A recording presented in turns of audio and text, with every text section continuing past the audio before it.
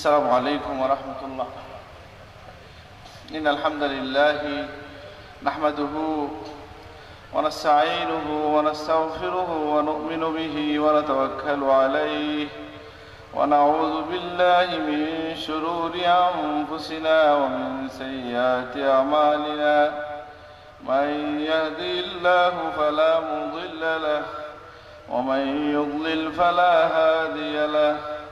وأشهد أن لا إله إلا الله وأشهد أن سيدنا وحبيبنا ومولانا محمدا عبده ورسوله صلى الله عليه وعلى آله وأصحابه أجمعين.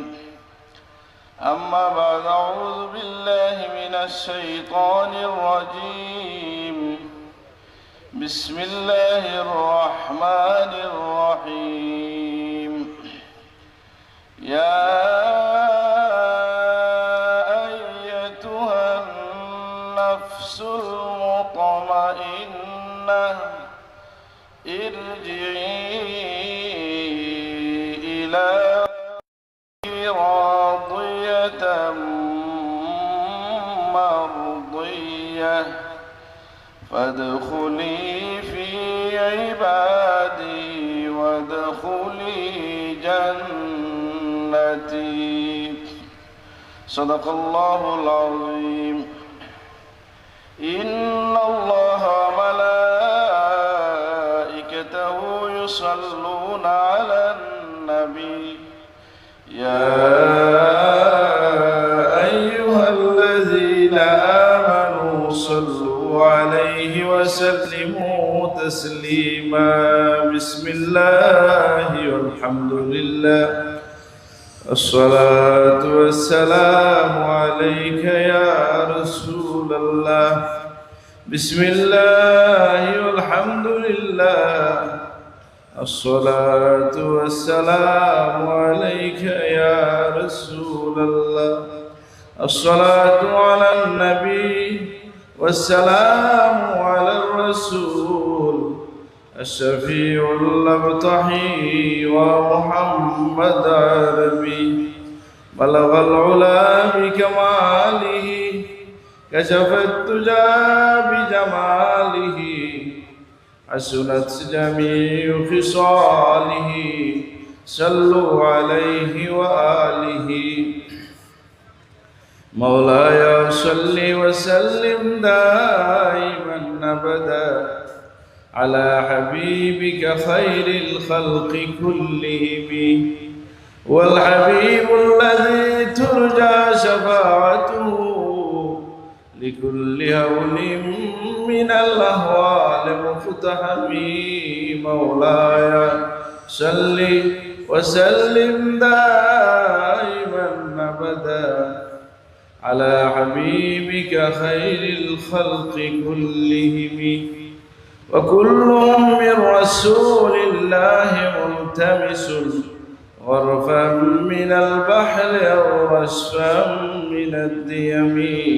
مولاي صل وسلم دائما أبدا على حبيبك خير الخلق كلهم. يا نفس لا تقنطي من زلة عظمت إن الكبائر في الغفران كاللمم. مولاي صل وسلم دائما أبدا على حبيبك خير الخلق كلهم. لعل رحمة ربي حين يقسمها تأتي على حسب العصيان في القسم. مولاي صل وسلم دائما أبدا على حبيبك خير الخلق كلهم. আল্লাহ সুবহানাহু ওয়া তাআলা শুকরিয়া আদায় করছি যে আমরা গভীর রাতে আল্লাহর জন্য একত্রিত হয়ে বসতে পারছি। আলহামদুলিল্লাহ। আমি মূলত ছোট সাহেবের অপেক্ষা করতেছি। ৫-৭ মিনিট কথা আমি বলবো ইনশাআল্লাহ, এর মধ্যে তাশরিফ নিয়ে আসবেন। তো আল্লাহ সুবহানাহু ওয়া তাআলার শুকরিয়া যে আল্লাহ তাআলা আমাদেরকে শ্রেষ্ঠ সৃষ্টি মানুষ হিসেবে সৃষ্টি করে তার হাবিবের উম্মত হিসেবে কবুল করেছেন। আলহামদুলিল্লাহ, আল্লাহ জাল্লা শাআনুহু শুকরিয়া যে আল্লাহ তাআলা আমাদেরকে আল্লাহ সুবহানাহু ওয়া তাআলা আমাদেরকে নিরাপদ এবং সুস্থ রেখেছেন এবং নিত্যদিনের খোরাকি আমাদেরকে জুগিয়ে দিচ্ছেন। আলহামদুলিল্লাহ, হাদিস শরীফের মধ্যে এসেছে, মান আসবাহা ইয়াওমান আমিনান ফি সিরবিহি মুআফান ফি জাসাদিহি ইনদাহু কুতু ইয়াওমিহি ফাকান্নামা হিজাত লাহু দুনিয়া। ওয়া ক্বালা রাসূলুল্লাহ সাল্লাল্লাহু আলাইহি ওয়াসাল্লাম, আল্লাহর হাবিব ফরমান, কোনো একটা সকালে যদি এমন একটা দিন যদি কেউ পায় যে দিনে সে নিরাপদ আছে, তার কোনো ভয় নেই, সে অসুস্থ নয়, সুস্থ আছে এবং এই দিনের খোরাকি তার কাছে আছে, আল্লাহ যেন দুনিয়ার সকল নিয়ামত তাকে দান করেছেন। সুবহানাল্লাহ। আমরা এটা জানি যে আল্লাহ সুবহানাহু ওয়া তাআলা তার হাবিবের মাধ্যমে, কোরআন কারীমের মাধ্যমে, তার হাবিবের বাণীর মাধ্যমে আমাদেরকে যে সত্যের পথ দেখিয়েছেন, সেই পথ সরল সহজ পথ, সঠিক পথ, এবং সেই পথের কয়েকটা দিক আমরা লক্ষ্য করি। একটা হচ্ছে তাত্ত্বিক দিক, যেটা কিতাবের মধ্যে পাওয়া যায়, যেটা আপনি কোরআন কারীমের মধ্যে পাবেন, নবীর কথার মধ্যে পাবেন, ইতিহাসের মধ্যে পাবেন। আরেকটা বিষয় হচ্ছে প্রায়োগিক, অর্থাৎ এটা আমল করে দেখিয়ে দেওয়া। যেমনটা ওই হাদিস থেকে আমরা বুঝতে পারি, যখন আম্মা জানকে জিজ্ঞেস করা হয়েছিল আল্লাহ রসুলের চরিত্র বর্ণনা করার জন্য, তিনি বলেছিলেন, আমা তাকরাউনাল কুরআন, তোমরা কি কোরআন পাঠ করো না? কানা খুলুকুহু আল কুরআন, যে তার চরিত্র বৈশিষ্ট্যই হচ্ছে কোরআন, অর্থাৎ আল্লাহ নবীর চরিত্র হচ্ছে কোরআন কারীমে যা কিছু লিখিত আছে তার বাস্তবিক নমুনা হচ্ছেন স্বয়ং রাসূলুল্লাহ সাল্লাল্লাহু আলাইহি ওয়াসাল্লাম। ঠিক এমনিভাবে আমাদের সামনে সাহাবায়ে কেরামের জীবন আদর্শ আছে, তাবিঈনদের জীবনের আদর্শ আছে। ঠিক তেমনিভাবে আউলিয়ায়ে কেরামের যে পথ চলা আছে, এটা আমাদেরকে আল্লাহর পথে চলার ক্ষেত্রে সহযোগিতা করে, সহায়তা করে, উৎসাহ যোগায়, প্রেরণা যোগায়।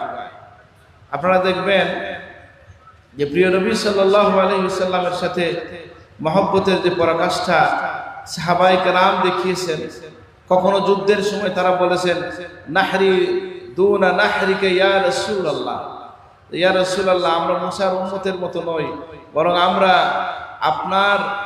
আপনার উপর কেউ আঘাত করার আগে আমার উপর আঘাত করা লাগবে। সুবহানাল্লাহ। ঠিক তেমনিভাবে সাহাবায়ে কেরাম এর জীবনে আল্লাহ রসুলের মুহাব্বতের অনেক নমুনা আপনারা বা আমরা দেখতে পাই। তাবিঈনদের জীবনে ঠিক তেমনিভাবে আউলিয়ায়ে কেরামের জীবনে আমরা তাই দেখতে পাই। এবং এই যে হাদিস খানা, যেটা বহুল চর্চিত বা পঠিত, আমরা সবাই জানি, লা ইউমিনু আহাদুকুম হাত্তা আকুনা হাব্বা ইলাইহি মিন ওয়ালিদিহি ওয়া ওয়ালাদিহি ওয়ান নাস আজমাইন, তোমাদের মধ্যে কেউ কামিল ঈমানদার হতে পারবে না যতক্ষণ আমি তার কাছে প্রিয় না হই, তার সন্তান সন্ততি, সহায় সম্পত্তি এবং তার পিতামাতার চেয়েও বেশি প্রিয় না হয়। এই বিষয়টাকে আমরা কিভাবে প্রমাণ করতে পারি? আমার মনের চাহিদা, ইচ্ছাকে যখন আমি আল্লাহ রসুলের নির্দেশনার মধ্যে নিয়ে আসতে পারবো, তখন আমি প্রমাণ করতে পারি। আমি যেন বলতে চাই যে আমার ইচ্ছাকে আমি প্রাধান্য দিচ্ছি না, আল্লাহ রসুলের ইচ্ছাকে প্রাধান্য দিচ্ছি। ঠিক তেমনিভাবে ইদানিংকালে আমি দেখলাম কোনো একজন বক্তা বিদেশ থেকে এইভাবে বলছিলেন যে রসুলুল্লাহর কাছে আমল পেশ করা এটা পাওয়া যায় না কোথাও, এভাবে একটা কথা বক্তব্য শুনলাম। কোনো এক বক্তা এইভাবে বলছেন যে আল্লাহ রসুলের কাছে নিজের সকল আমল এর সওয়াব পৌঁছে দেওয়া, এটা মানে উনি বলতেছেন কোনো অর্থ হয় না, নাউযুবিল্লাহ। এটার দ্বারা কিন্তু আমার মনে হলো এই কথাটা যে আমরা এই হাদিসকে তো এর অনুকূল পাই, যে আমরা যখন নিজেরা যা কিছু আমল করি নিজের জন্য, এর সবটুকু সব আমরা রাসূলুল্লাহর জন্য কুরবান করে দিতে চাই। আল্লাহ তুমি কবুল করো। যদিও এই কুরবানির মধ্য দিয়ে আমার কিছু কমে না, বরং আমার সেই দোয়া, আমার সেই আমল আরো বেশি মকবুল হয়। আলহামদুলিল্লাহ। আমি লম্বা কথা আর বলছি না, সকলকে মুবারকবাদ জানাই। হুজুর সাহেব তাশরীফ আনছেন, আমার কথা এখানে শেষ করলাম। ওয়া আলাইনা ইল্লাল বালাগ। আসসালামু আলাইকুম।